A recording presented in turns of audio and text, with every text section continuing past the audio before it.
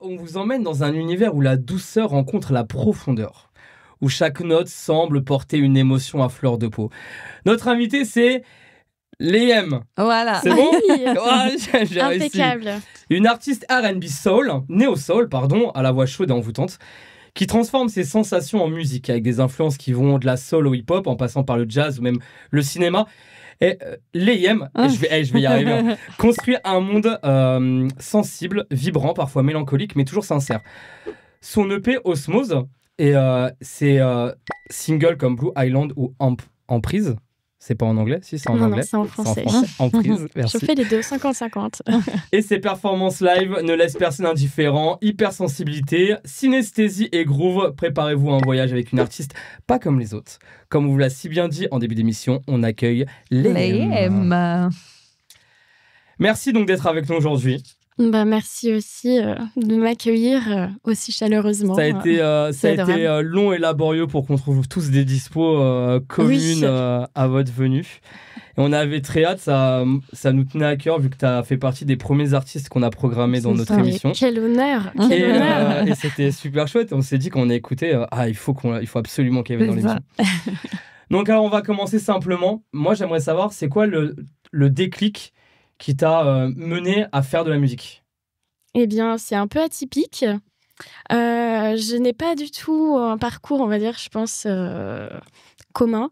J'ai une formation de professeur des écoles. Oui. Donc, j'ai fait mon master MEF pour être professeur des écoles. J'ai tenté le concours. Malheureusement, j'ai échoué à ce concours. Donc, grosse remise en question. Je ne savais pas si j'allais avoir la force de me remettre dans le bain, etc. Donc, j'ai pris un moment un peu pour faire de la musique et pour prendre du recul, me ressourcer.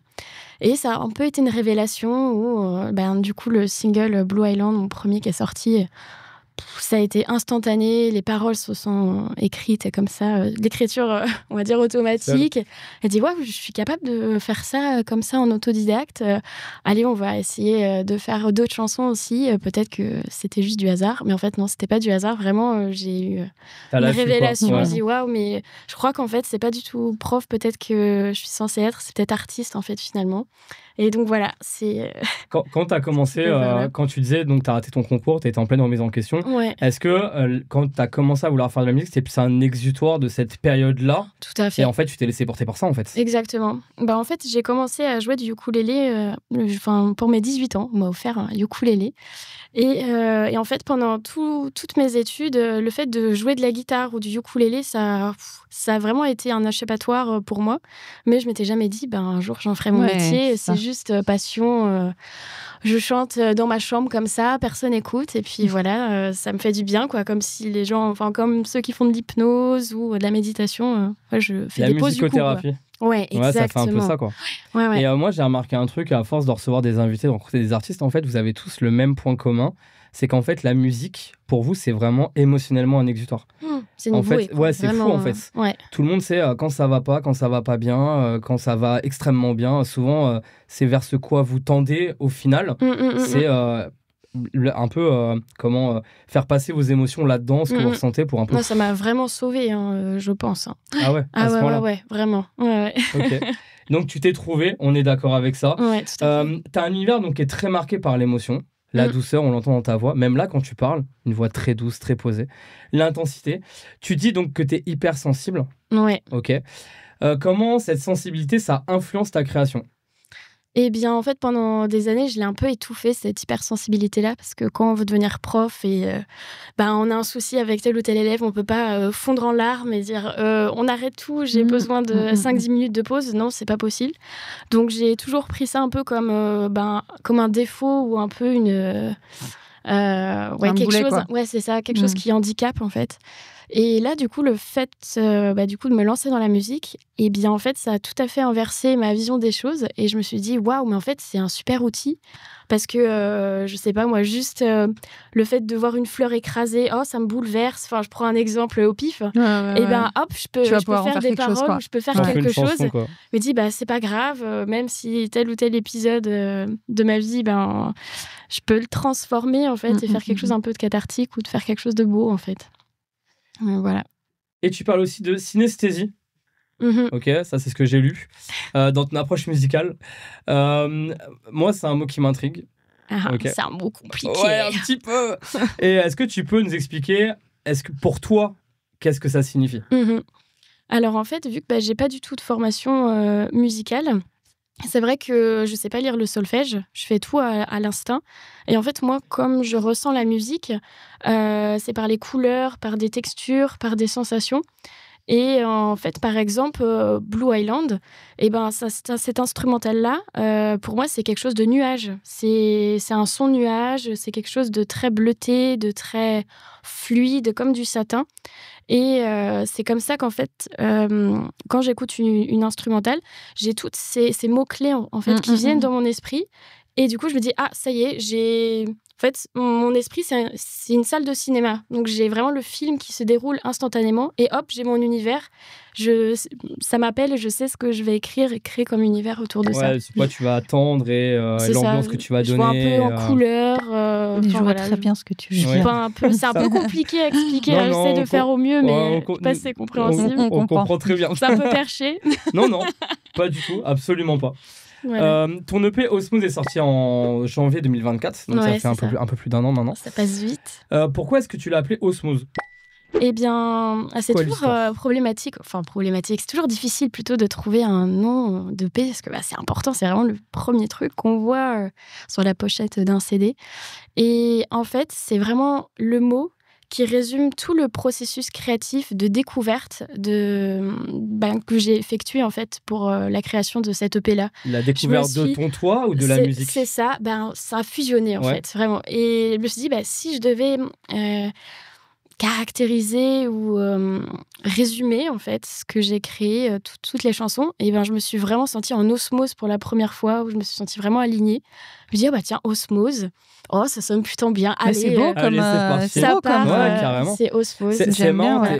Bien, en fait, quand on t'écoute dans tout ton parcours créatif, c'est très au feeling.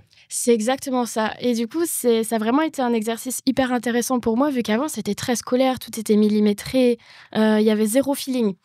Et là, c'est vraiment... Il y avait des codes, des cadres et tout, et maintenant, tu sors vraiment de ça. Et là, je suis arrivée à un instant de ma vie où je fais tout l'inverse. Du coup, je déconstruis un peu tout ce que j'avais l'habitude de faire. Et je me sens beaucoup mieux. Mais est-ce que c'est pas plus vrai, justement? Oui, c'est authentique. Parce que t'es en phase avec ce que tu ressens, ce que t'as dans la tête, ce que t'as envie de mettre sur le papier. D'où osmose, en fait, du coup. Ouais, bien sûr. C'est carrément... Voilà. Non, mais moi, je trouve ça beau, en fait. Tu parles tout à l'heure de ton titre Blue Island. Oui. Ok, désolé, j'ai encore un accent. Je vais pas revenir 15 fois dessus, mais j'ai pas un super accent. Non, mais il n'y a pas de souci. Ton titre, il a vachement tourné sur Spotify quand tu l'as sorti. On a pu voir. Est-ce que tu t'attendais à ce qu'il tourne autant? C'est vrai que pour des artistes indépendants ou quand on débute, je suis toujours impressionnée de voir il y a des gens qui écoutent ma musique. Et dans plein de pays. Enfin, c'est vraiment trop chouette. Donc, non, on pense... Est-ce que ça te conforte dans justement ta démarche artistique? Ah oui, tout à fait. Même si c'est vraiment un parcours du combattant. C'est vraiment un parcours du quotidien parce que j'ai le syndrome de l'imposteur. Avec vraiment beaucoup d'auto-sabotage. C'est mieux, mais... C'est du travail. C'est vraiment du travail. S'il y a des tips, je suis preneuse. Vraiment, je galère, je rame. Mais oui, je sens qu'au fond de moi, je dis, il faut que je continue dans cette voie-là. Mais il y a toujours l'autre petite voix qui dit, oui, bon, après, c'est pas non plus transcendant. Mais bon. Parce que pour les auditeurs, il faut savoir que tu t'autoproduis. Vous faites tout maison parce que t'es pas tout seul à faire. C'est ça, avec mon duo de choc. C'est ça. JB qui est là-bas. Enfin, vous le voyez pas, mais il est en régie. Et en fait, ils font ça à deux. Et franchement, on a l'impression que vous êtes 10. Mais vraiment. C'est gentil, c'est adorable. Ouais, c'est vrai que c'est vous êtes 4. c'est du taf, c'est vrai. Mais t'as l'impression, tu sais, même toute la nappe musicale et tout, il y a un gros taf, etc. Ça fait très multi-instrumental et compagnie, alors qu'en fait... vous n'êtes pas un groupe, quoi. Enfin, tu vois. Ouais, c'est ça. Des fois, je me dis, oh là là, je suis toute seule sur scène. Et puis après, une fois qu'on y est... Ouais, c'est parti, ça. Une fois que t'es lancé, c'est bon, quoi. C'est ça. C'est trop bien. Vous avez pas mal de sorties. Vous en avez déjà sorti en 2025 d'autres titres jusqu'à l'été, jusqu'à juin. Tout à l'heure, on m'a dit que vous avez pris un petit peu de retard. Oui, mais ça va venir. on peut s'attendre à quoi sur les prochains titres qui vont sortir? Eh ben, ça va être un peu au feeling. Je pense qu'on va avoir un single où je vais revenir un peu aux sources, entre guillemets, où c'est vraiment mon style musical de prédilection. Quelque chose de neo-soul, jazzy, quelque chose de smooth. Avec du sax, un vrai solo de sax. Parce que le saxophone est mon instrument préféré. Je ne sais pas pourquoi. Mais moi aussi. J'adore vraiment. Le son chaleureux, etc. Ouais, les cuivres. Surtout quand c'est en solo. Tu sais, quand il fait des solos dans des sons et tout, t'es subjugué. Je rêve de savoir jouer du saxophone un jour, c'est vraiment. hyper compliqué. Et c'est super dur. Mais je vais persévérer. J'ai réussi à faire du ukulélé de la guitare toute seule. Mais voilà. T'as pas mal aussi fait des concerts. Il y a même moi on te suit sur les réseaux, donc on voit tu fais pas mal de trucs et tout. Qu'est-ce que tu retiens de ces moments de scène avec le public, les gens qui te rencontrent pour la première fois ou ceux qui viennent te voir parce que ils veulent venir te voir sur scène? Est-ce que pareil ça te conforte toujours dans être prof c'était cool, mais au final c'est pas ce que je veux faire? Ah ouais, non, tout à fait. C'est vrai que je suis, à chaque fois que je vais en concert, à la fin, il y a toujours des personnes qui viennent me voir, qui prennent le temps de discuter avec moi, soit qui m'achètent un petit CD. Et je me dis tout le temps, waouh, incroyable. En fait, si, j'ai réussi à toucher plusieurs personnes. Plaît, quoi. Alors que les personnes étaient, pour la plupart du temps, n'étaient pas au courant en fait, que c'était moi qui jouais en concert. Parce que des fois, je fais des restaurants, des bars, certains festivals. Donc, en ce moment, c'est plutôt rare qu'on vienne vraiment juste moi où je suis l'artiste principale. Mais oui, tout à fait. Donc, ça m'aide aussi... à calmer c'est gratifiant. C'est à te dire, je suis pas si imposteur que ça. C'est ça. Ça fait beaucoup de coïncidences quand même que ces personnes-là me disent qu'ils ont bien aimé le concert, qu'ils ont passé un beau moment. Donc c'est super. Tu cites en influence que tu as donc du jazz, de la soul, un peu de hip-hop aussi, le cinéma. J'ai vu aussi, c'est dans tes influences. C'est quoi les films ou les artistes vraiment, véritablement, qui t'influencent là, maintenant, ou qui t'ont influencé dans ce à quoi tu as été musicalement?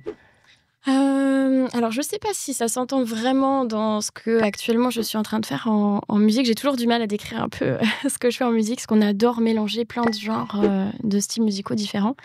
Mais voilà, tout ce qui est jazz, du Amy Winehouse, comme tout à l'heure on le disait, c'est Lassou. Et puis aussi tous les artistes un peu vintage, que ce soit Ella Fitzgerald, Etta James, la façon, beaucoup, j'ai un peu un accent américain, je sais pas d'où je l'ai capté, mais je pense que ça a dû influencer mon oreille musicale d'une certaine manière. Et puis tout ce qui est disco pop, néo-soul, j'ai vraiment une grosse palette, je pense, très éclectique. Moi, quand je t'ai entendu la première fois, j'ai été voir sur Insta, tu sais, tu fais des sons... des petites reprises. Un peu plus acoustiques. Au ukulélé. Et en fait, moi, je trouve effectivement, même dans la voix, que c'est beaucoup du Amy Winehouse, en fait. On ressent ce côté black soul, tu vois, même si elle n'est pas black du tout, mais elle a la voix d'une diva soul. Et ça se ressent vachement dans ta façon d'interpréter, etc. Moi, c'est ça qui fait que j'ai dit, il faut qu'il se passe un truc, en fait. Il y a un truc qui se passe, et c'est rare, parce que t'es jeune encore, de tendre vers ces styles-là. Ça reste des styles qui sont plus rares en termes musicaux. C'est vrai que c'est un peu niche et encore. C'est cool. Mais c'est trop cool, justement. Ça fait vraiment un truc... et on sent, il y a de l'émotion et tout. Tu sais, tu fais vraiment passer des trucs... Enfin bref, c'est mon avis personnel. Je suis en train de divaguer. C'est le but. Je suis en train de divaguer, là. C'est quoi tes prochains défis que tu te fixes? Mes prochains défis. Un album plus qu'un EP, une scène particulière, un festival. Déjà de continuer à faire du coup les prochains singles, là, de se remettre dans la composition, de continuer à faire grandir la communauté, parce que c'est pas évident quand on est indé de faire un peu du multitask, que ce soit du marketing, la com, la composition. Donc voilà, toujours continuer à grandir ça. Et puis de voir si j'ai des réponses d'autres tremplins aussi. J'ai commencé à faire des premières étapes de tremplin. Donc abonnez-vous. Abonnez-vous sur les réseaux. Je peux pas trop en dire pour le moment, mais il y a des choses vraiment très très cool qui vont vite arriver. C'est un peu flippant parce que ça va très vite, mais c'est de super nouvelles en tout cas. Et ça, c'est Donc, cool. C'est vraiment Donc n'hésitez chouette. pas. Où est-ce Et qu'on d'ailleurs, peut c'est quoi tes retrouver sur réseaux Voilà, tu me coupes Ouais. l'herbe, s'il vous plaît. Eh bien, vous pouvez vous abonner sur mon compte Instagram, notamment. Donc, c'est Layem. Donc, mon blaze est un peu difficile à écrire parce que juste Layem, juste en 3 lettres, c'était déjà pris. Donc, c'est L.L.A.M.M. C'est ça. De toute façon, Voilà. on mettra les liens, de toute manière. Oui, vu qu'il y aura mettra l'identification, tout. donc de toute On façon, il y mettra aura tout, les donc liens. n'hésitez Ouais. pas à retrouver sur Instagram, sur notre compte Instagram. Allez vous abonner, allez découvrir toutes ces petites Allez lui pépites, donner de la force. ces petites capsules vidéo qu'elle fait sur Instagram. Ça C'est mérite adorable. au ukulélé à la guitare. Ouais, Et ouais, puis, ouais. on super va en cool. refaire quand il va faire beau, là, parce que quand il pleut, c'est compliqué de déplacer Ouais, tout le c'est matos en À extérieur. l'extérieur, c'est Mais clair. on vous prépare du nouveau contenu dans très peu de temps. Et ça, c'est cool.